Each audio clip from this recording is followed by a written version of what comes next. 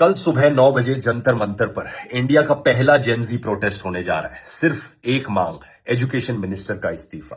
अगर आप दिल्ली में या दिल्ली के आसपास रहते हैं तो मैं कहूंगा जरूर जाकर इस नॉन वायलेंट और पीसफुल प्रोटेस्ट में पार्टिसिपेट कीजिए। लेकिन एक चीज याद रखिए कि हो सकता है कुछ पॉलिटिकल पार्टी के गुंडे यहां पर इस प्रोटेस्ट को बदनाम करने के लिए वहां आकर बदमाशी करने की कोशिश करें।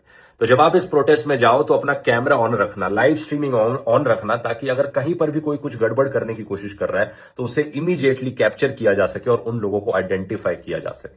दूसरा, जो पुलिस वाले वहां पर खड़े होंगे उनसे एम्पैथाइज कीजिए। उनके लिए जब आप जाओगे प्रोटेस्ट में, एक हाथ में तिरंगा लेना, दूसरे हाथ में फूल लेना, ताकि आप वो फूल उन पुलिस वालों को दे सको, क्योंकि उन पुलिस वालों के बच्चे भी इसी करप्ट सिस्टम में फंसे हुए हैं, उन्हें भी यही सब झेलना पड़ रहा है। और तीसरा, अपने पेरेंट्स को भी अपने साथ लेकर जाइए। ये जेनजी प्रोटेस्ट जरूर है, लेकिन जो कॉज है वो आपके पेरेंट्स भी समझेंगे। वो भी समझेंगे कि देश का सिस्टम आखिर कितना करप्ट हो चुका है। अब समय आ चुका है इसे बदलने का, अपनी आवाज उठाने का। जय हिंद। ഇന്നാണ് പ്രൊട്ടസ്റ്റ്, ഇന്നാണ് പ്രതിഷേധം, ഇന്നാണ് ജന്തർ മന്ദറിൽ കോക്രോച്ച് ജനതാ പാർട്ടിയുടെ പ്രതിഷേധം നടക്കാനിരിക്കുന്നത്. ഇന്നാണ് ശനിയാഴ്ച, ഇന്നാണ് ജൂൺ 6. ഇന്ത്യയുടെ ചരിത്രത്തിൽ ഈ ജൂൺ 6 തങ്കലിപികളാൽ എഴുതപ്പെടും എന്ന് തന്നെയാണ് പ്രതീക്ഷിക്കുന്നത്. ഒരു പക്ഷേ ഭരണകൂടം, ഫാസിസ്റ്റ് ഭരണകൂടം ഇതിനെ അടിച്ചമർത്തുവാനുള്ള പല വഴികളും ആലോചിക്കുന്നുണ്ടാകും. ശബ്ദങ്ങളെ അടിച്ചമർത്തുവാനുള്ള പല വഴികളും, അല്ലേ? അപ്പോൾ ഇന്നാണ് ആ ദിവസം. നിങ്ങൾ കേട്ടത് ദുവ്രാത്തിയുടെ വാക്കുകളാണ്. ദുവ്രാത്തി കഴിഞ്ഞ കാലങ്ങളിലൊക്കെ ഇത്തരം വിഷയങ്ങളിലും മോഡിയുടെയും സംഘ് പരിവാറിൻ്റെയും രാഷ്ട്രീയത്തിലുമൊക്കെ വലിയ വിമർശനങ്ങൾ ഉന്നയിച്ചിട്ടുള്ള വ്യക്തിയാണ് ധ്രുവരാത്തി ഒരു ഘട്ടത്തിൽ BJPയുടെ സംഘ് പരിവാറിൻ്റെ വലിയ രീതിയിലുള്ള വെല്ലുവിളികൾ നേരിടേണ്ടി വന്ന വ്യക്തി കൂടിയാണ്. മനസ്സിലായില്ലേ? ഈ രാജ്യത്ത് കാലുകുത്താൻ അനുവദിക്കില്ല എന്നൊക്കെയുള്ള രീതിയിൽ.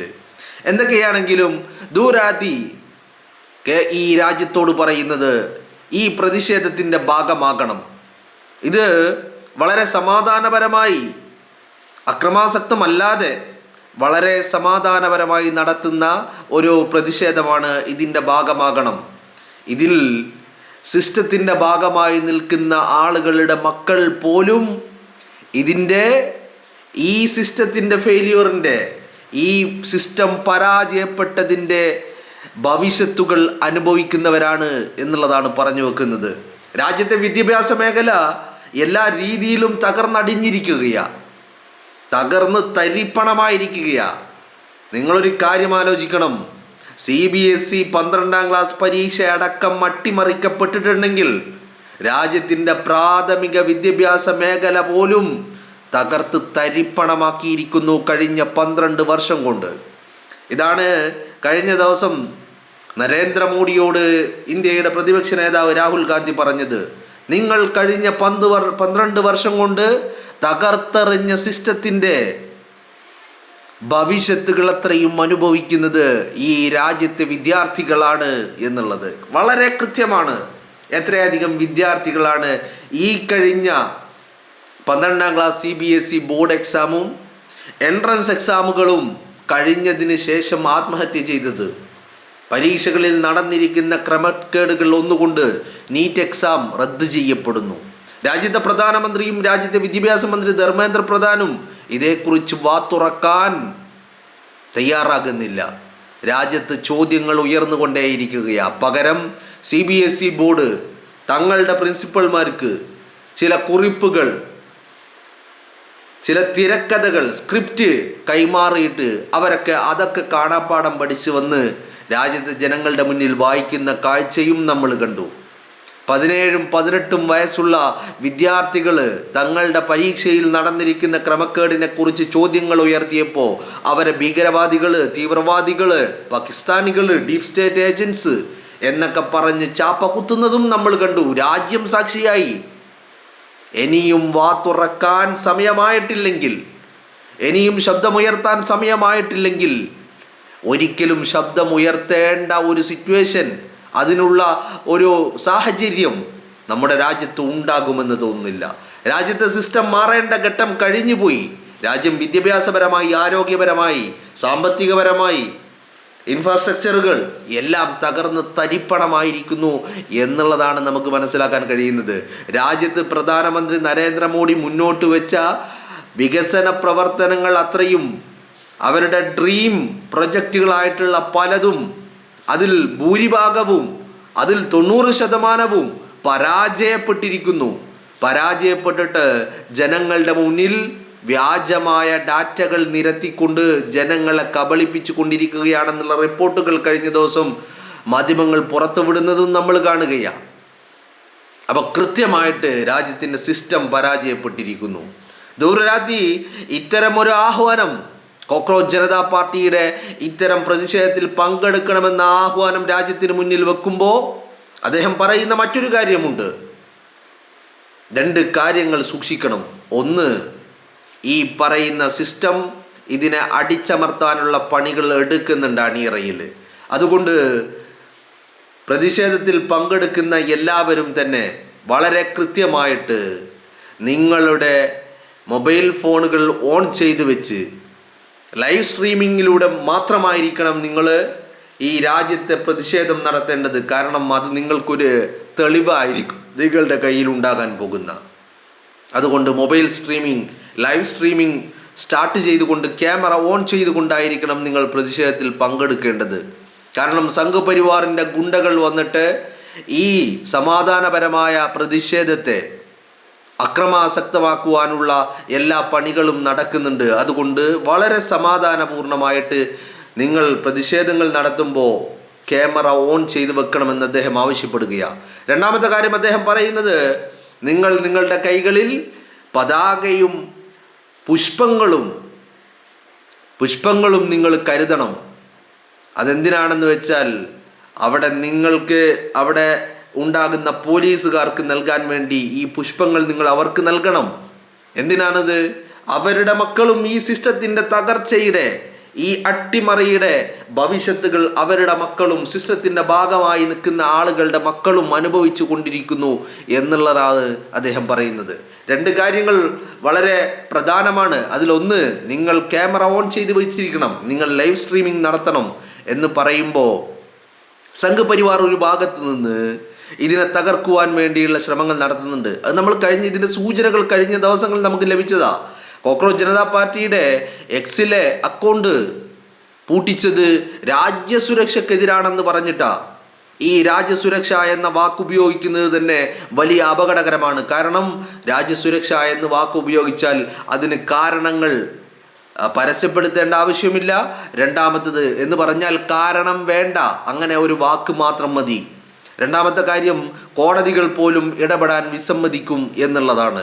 അപ്പോൾ കൃത്യമായിട്ട് CBSE പരീക്ഷ എഴുതിയ 17ഉം 18ഉം വയസ്സുള്ള വിദ്യാർത്ഥികളോട് നിങ്ങൾ രാജ്യദ്രോഹികളാണ്, നിങ്ങൾ പാകിസ്ഥാനികളാണ്, നിങ്ങൾ ഡീപ് സ്റ്റേറ്റ് ഏജൻസ് ആണ് എന്ന് സംഘപരിവാർ ഹാൻഡിലുകൾ ആക്രോശിച്ചതുപോലെ, നിങ്ങൾ തീവ്രവാദികളാണ്, നിങ്ങൾ ഭീകരവാദികളാണ് എന്ന് അവരെ വിളിച്ചതുപോലെ, ഇന്ന് ജന്തർ മന്ദറിൽ നടക്കാനിരിക്കുന്ന പ്രതിഷേധിക്കുന്ന ആളുകളെയും പ്രതിഷേധത്തെയും തകർക്കാനും അതിനെ വലിയ ഒരു കലാപമാക്കുവാനുമുള്ള ശ്രമം സംഘപരിവാർ ഹാൻഡിലുകളും സംഘപരിവാർ ആളുകളും നടത്തുമെന്നുള്ള കാര്യത്തിൽ ഒരു തർക്കവുമില്ല.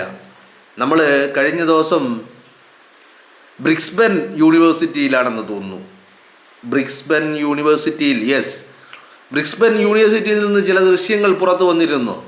കഴിഞ്ഞ ദിവസമാണ് ഇന്ത്യയുടെ ചീഫ് ജസ്റ്റിസ് സൂര്യകാന്ത് ബ്രിക്സ്ബൻ യൂണിവേഴ്സിറ്റിയിലെ ഒരു പരിപാടിയിൽ പങ്കെടുത്തത്. ആ പരിപാടിയിൽ രാജ്യത്തെ ഇന്ത്യക്കാരായിട്ടുള്ള വിദ്യാർത്ഥികൾ ചോദ്യങ്ങൾ ചോദിക്കുകയും സൂര്യകാന്തിന് മറുപടികൾ പറയാനില്ലാതെയാവുകയും ചെയ്യുന്ന ഒരു കാഴ്ചയും നമ്മൾ കണ്ടിരുന്നു. രാജ്യത്തെ എൻട്രൻസ് എക്സാമുകളെക്കുറിച്ച്, രാജ്യത്തെ CBSE എക്സാമുകളെക്കുറിച്ചുള്ള പല വിഷയങ്ങളും അവിടെ ചർച്ചയായിട്ടുണ്ടായിരുന്നു എന്നുള്ളത് വളരെ പ്രധാനമാണ്. അപ്പോൾ പറഞ്ഞു വരുന്നത്, ഈ രാജ്യത്തെ സിസ്റ്റം മിണ്ടുന്നില്ല, കോടതികൾ മിണ്ടുന്നില്ല, വാ തുറക്കുന്നില്ല, പ്രധാനമന്ത്രിയോ വിദ്യാഭ്യാസ മന്ത്രിയോ മൗനം തുടർന്നു കൊണ്ടേയിരിക്കുകയാണ്. രാജ്യം വലിയ ഒരു ഗുരുതരമായ പ്രതിസന്ധി നേരിട്ടുകൊണ്ടിരിക്കുകയാണ്. വളർന്നു വരുന്ന തലമുറയുടെ ഭാവി അപ്പാടെ നശിപ്പിക്കുവാനുള്ള പദ്ധതികൾ അണിയറയിൽ നടന്നുകൊണ്ടിരിക്കുകയാണ്. അപ്പോൾ കൃത്യമായിട്ട് ഇത്രയും വലിയ അട്ടിമറികൾ ഉണ്ടായിട്ടും ആരും വാതുറക്കുന്നില്ല. ഗോഡി മീഡിയകൾ വാതുറക്കുന്നില്ല. രാജ്യത്തെ വാർത്താ മാധ്യമങ്ങൾ ആരും വാതുറക്കുന്നില്ല. അവരൊക്കെ മറ്റു പലതിനും പിന്നാലെയാണ്. ആർക്കും ഇതേക്കുറിച്ചൊന്നും മിണ്ടാൻ പോലും അങ്ങനെ ഒരു മെൻറ്റാലിറ്റി പോലുമില്ല. എല്ലാവരും നരേന്ദ്രമോദിയുടെയും BJPയുടെയും വാഴ്ത്തുപാട്ടുകാരായി, അവരുടെ സ്തുതിപാഠകരായി, അവരുടെ ന്യായീകരണ തൊഴിലാളികളായി മാറുന്ന കാഴ്ചയാണ് നമ്മൾ കണ്ടുകൊണ്ടിരിക്കുന്നത്. എന്താണെങ്കിലും ഇന്നിപ്പോൾ അഭിജിത് ദീപ്കെ എയർപോർട്ടിൽ എത്തിയിട്ടുണ്ടാകുമെന്ന് കരുതുന്നു, ഡൽഹിയിൽ എത്തിയിട്ടുണ്ടാകുമെന്ന് കരുതുന്നു. അദ്ദേഹത്തെ വീട്ടുതടങ്കലിലാക്കുവാനുള്ള പണിയും ഒരു ഭാഗത്ത് എടുക്കുന്നുണ്ട് എന്നുള്ളതാണ്. അതിനുള്ള അങ്ങനെ ഒരു ഉത്തരവ് കൂടി രാജ്യസുരക്ഷയ്ക്ക്, അവിടെയും പറഞ്ഞത് ഇത് തന്നെയാണ്, രാജ്യസുരക്ഷയ്ക്ക് ഭീഷണിയാണ് എന്നാണ് പറയുന്നത്. എന്ന പേരിൽ ഇത്തരം സമാധാനപരമായിട്ടുള്ള ജനങ്ങളുടെ പ്രതിഷേധങ്ങളെ അടിച്ചമർത്താൻ സംഘപരിവാർ ഫാസിസ്റ്റ് സംഘടനകളും ഭരണകൂടങ്ങളും ശ്രമിച്ചു കൊണ്ടിരിക്കുന്നു എന്നുള്ളത് വലിയ ആശങ്ക പകർത്തുന്ന കാര്യമാണ്. കാരണം നരേന്ദ്രമോദിയെ സംബന്ധിച്ചിടത്തോളം, BJPയെയും സംഘപരിവാറിനെയും സംബന്ധിച്ചിടത്തോളം അവരുടെ മുന്നിലുള്ളത് ഒന്ന് ശ്രീലങ്കയാണ്, മറ്റൊന്ന് നേപ്പാളാണ്, മറ്റൊന്ന് ബംഗ്ലാദേശാണ്. ഈ കഴിഞ്ഞ കാലങ്ങളിൽ നമ്മൾ കണ്ടതാണ്, ഷെയ്ഖ് ഹസീനെ അടക്കം രാജ്യം വിട്ട് ഇന്ത്യയിൽ വന്ന് അഭയം തേടേണ്ടി വന്നു.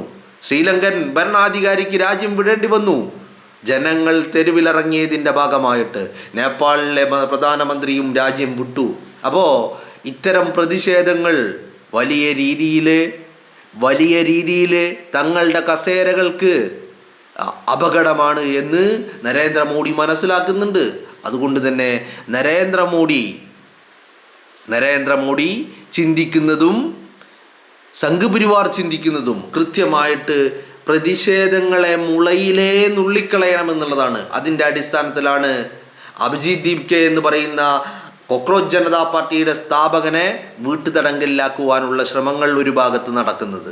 അപ്പോൾ അത് ഒരു ഭാഗത്ത് നടക്കുന്നത് ഒരു വലിയ സൂചനയാണ്. ഇന്നത്തെ പ്രതിഷേധത്തെ അടിച്ചമർത്താൻ സംഘപരിവാർ ഗുണ്ടകൾ ഇറങ്ങുമെന്നുള്ള കാര്യത്തിൽ ഒരു തർക്കവും വേണ്ട. അപ്പോൾ അതുകൊണ്ട് തന്നെയാണ് ധ്രുവരാത്തി പറയുന്നത്, നിങ്ങൾ ക്യാമറ ഓൺ ചെയ്ത് ലൈവ് സ്ട്രീമിങ്ങിലായിരിക്കണം നിങ്ങൾ പ്രതിഷേധത്തിൽ പങ്കെടുക്കേണ്ടത്. അത് ഈ രാജ്യത്തിന് നൽകുന്ന ഒരു ഏറ്റവും വലിയ തെളിവായിരിക്കും എന്നുള്ളതാണ്. എന്താണെങ്കിലും കാണാൻ നമ്മൾ കാത്തിരിക്കുകയാണ്, വളരെ ആകാംക്ഷയോടുകൂടി, അതിലേറെ ആശങ്കയോടുകൂടി.